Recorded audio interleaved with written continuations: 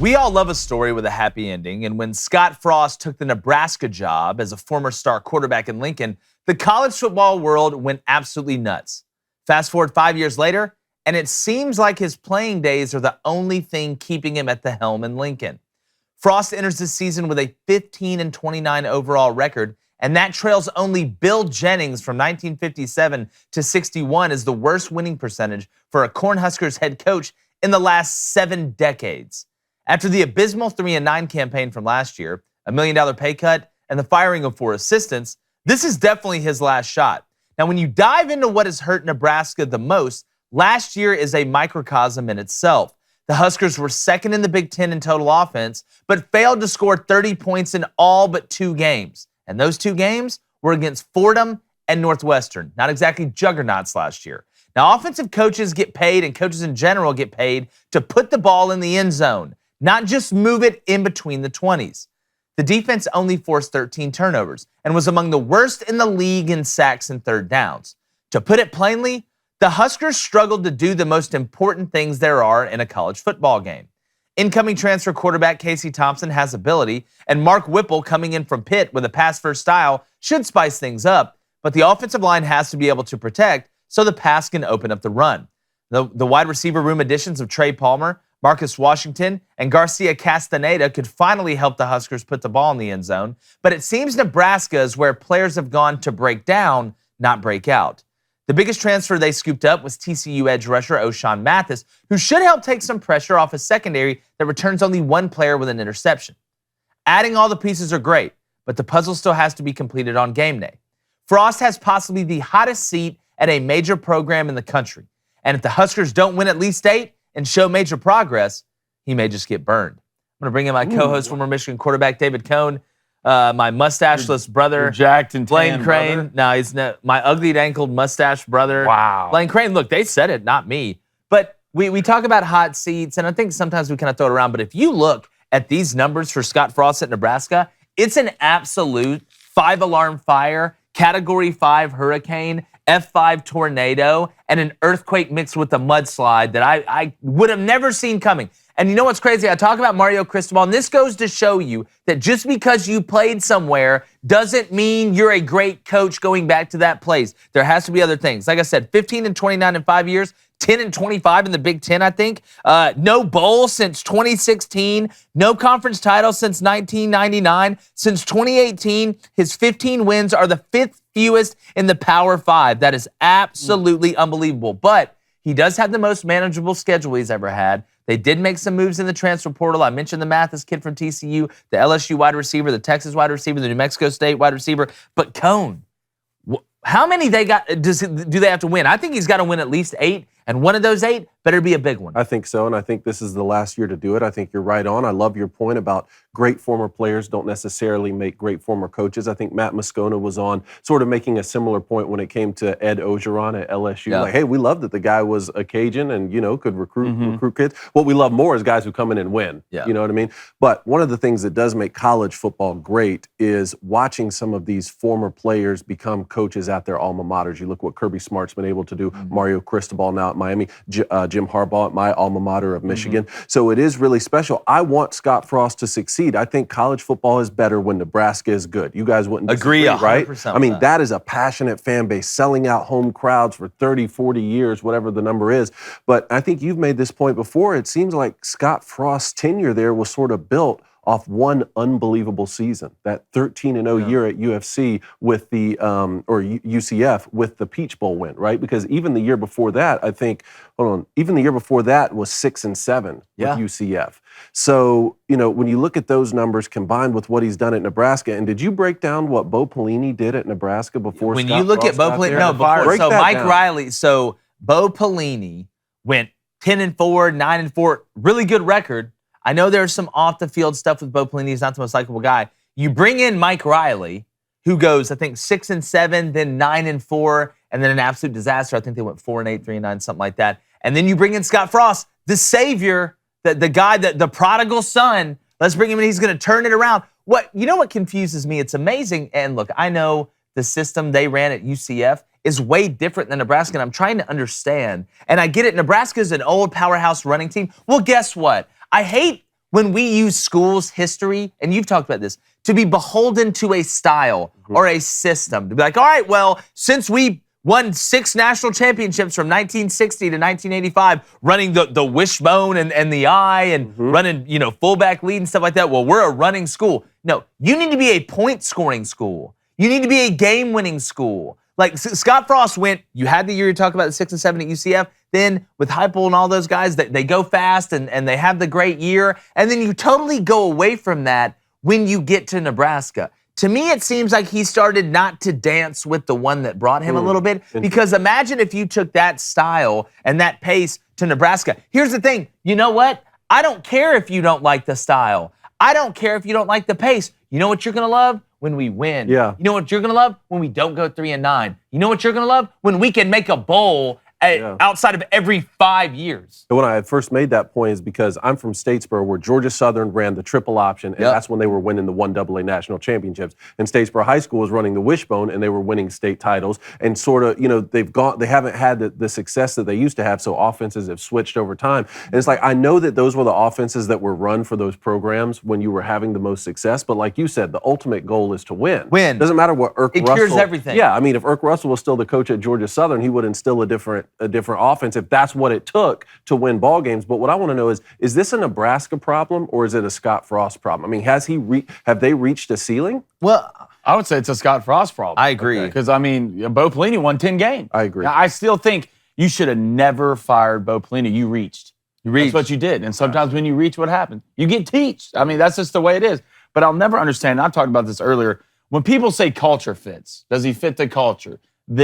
A culture fit is not a guy who talk about Brian Kelly at LSU. Does he like the gumbo? Does he go get crawfish tonight? A culture fit is someone who can win football games. That's what it is. If you can win football games, you're a great culture fit. In my opinion, this is Scott Frost's last year in Nebraska. It is, without a doubt. This is his last year in Nebraska. It's not working. I'm sorry. You were supposed to be the one. It was so good early. It sounded great. Next thing you know, we're 6 months into it, and it just doesn't feel right. It just doesn't feel right. So to me, he's gone. Well, they wanted him to be their Sam Wise, but turns out he just Boromir. Yeah, it's Boromir. It's such a Boromir thing to do. But when you look at this roster, I think Casey Thompson's a good player. Yeah. We know Trey Palmer from LSU can hit the home run, and they've added pieces. I still worry about the offensive line. You know what's crazy? And we talk about style and stuff like this. You know when Nebraska ran for over 200 yards last year, they were 3-0. When they didn't, they were 0-9. Okay. So Mark Whipple's coming in from Pitt. A very traveled guy as a play caller. His system is somewhat of a pass first, get the ball out. I really like what he does in the intermediate pass game and the short pass game. We saw what Pitt was able to do last year. And at this point, when you look at this schedule and adding the TCU edge rusher, the linebacking core is pretty good. They have the players, I think, to win 8 games. Can we pull up their schedule? Who do you want? Nebraska's schedule this year. All right, let's go through it real quick, because I think this is probably the most manageable or navigable, whatever that word is, schedule for Scott Frost. All right, you ready? Week 1, go to Northwestern. Well, it's in Ireland. Okay, you go to Ireland. You go somewhere. Yeah, you're playing you're Northwestern. going somewhere. I think I'm not going to give my prediction yet, but I feel good about that game, and especially the under. Oh, excuse me, sorry. All right, then you got North Dakota week 2. Just North Dakota. Yep. Okay, win. Georgia Southern. Win. Loss. Win. Then you got Oklahoma at home. That's an L. Indiana at home. That's a win. You go to Rutgers. I don't care if you played them on Saturn. It's a win. All right, you go to Purdue. That's a loss. You got Illinois at home. Dude, Illinois is going to be sneaky this year, dude. Bielema, I'll give him a win on that, but Illinois is going to be sneaky. All right, Minnesota at home. Yeah, the boat's sinking, in my You opinion. go to Michigan. That's a loss. You got Wisconsin at home. Got to win it. That's a win. God, I'm giving him a win right now because I want to see if Graham Mertz can throw a forward pass. You go to Iowa. There's 8 there. Are they beating Wisconsin? Iowa, back-to-back? Wisconsin, the Minnesota game at home. You need to start off good. That's the thing. You need to start off good and get some momentum. If you go over to Ireland and get your Lucky Charms stolen, then, I mean, it may be Gonzo the Clown a little quicker than you thought. Well, you talking about Nebraska got me thinking of other hot seats around the country, and I was thinking about Mike Norvell's situation at Florida State. Not entirely his fault. You know, the program was already having trouble. Jimbo Fisher pointed that out on his way out. And then Mike Norvell came in during COVID, right? But back-to-back losing seasons. This will be his third year. And you were talking about Bo Pelini's success before that. I was looking up here. Jimbo Fisher only had 2 seasons where he didn't win 10 games at Florida State. Okay, and even one of those was still a 9-4 year. I mean, he was 10-4, 12-2, 14-0 with a national championship, 13-1, 10-3, 10-3, and then on his way out, they went 7-6 after they were having all those problems. Still went to a bowl game.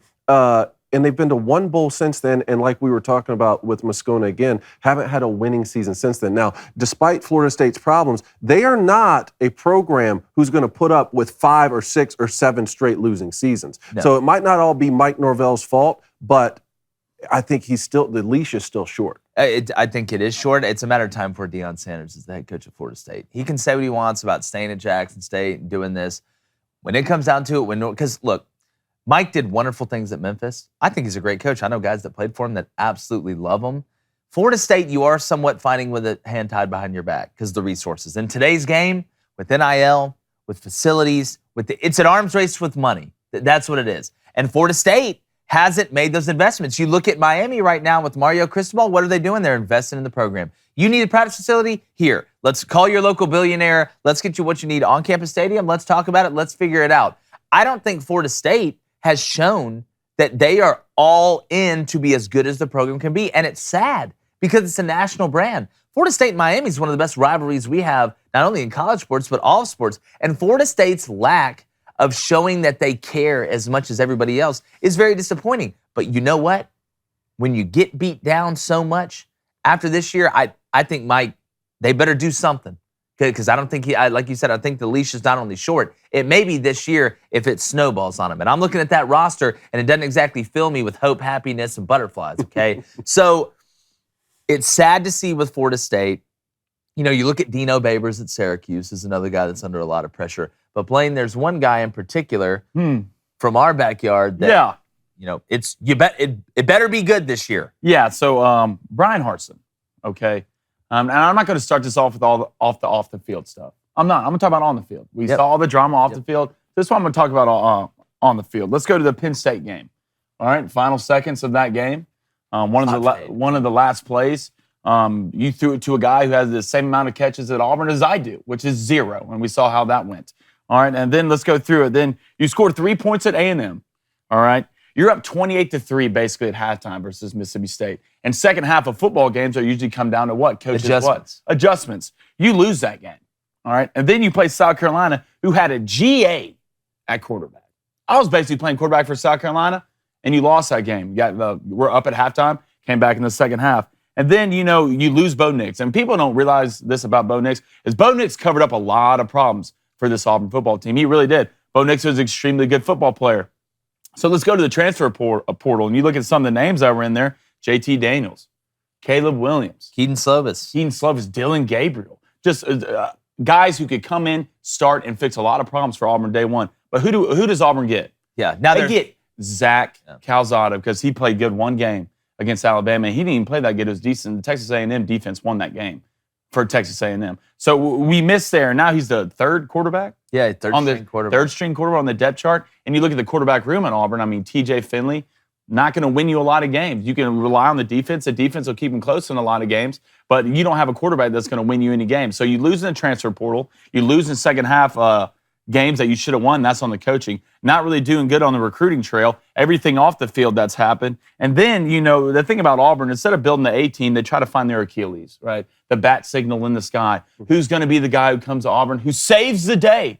Who's going to save us? You go back, Bo Nix was supposed to save us. Cam did save us. Nick Marshall basically saved us. But Holden Garner is the guy, the shining hope in the darkness who's going to come save Auburn. And I promise you, if he's the best player and you don't play him and you ride with one of these guys, this will be the last year you coach at Auburn because it's not getting any easier. You go through this. The one that hurts me is you blew it against Bama.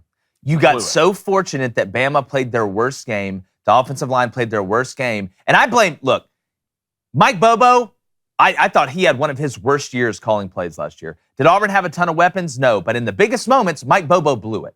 But Mike Bobo works for Brian Harsin. Yep. You are up double-digit points against Alabama in the second half. TJ Finley's throwing for 100 yards in the game. And you throw the ball, I think it was second down, you take a chance and throw the ball instead of just running the ball and saying, you know what?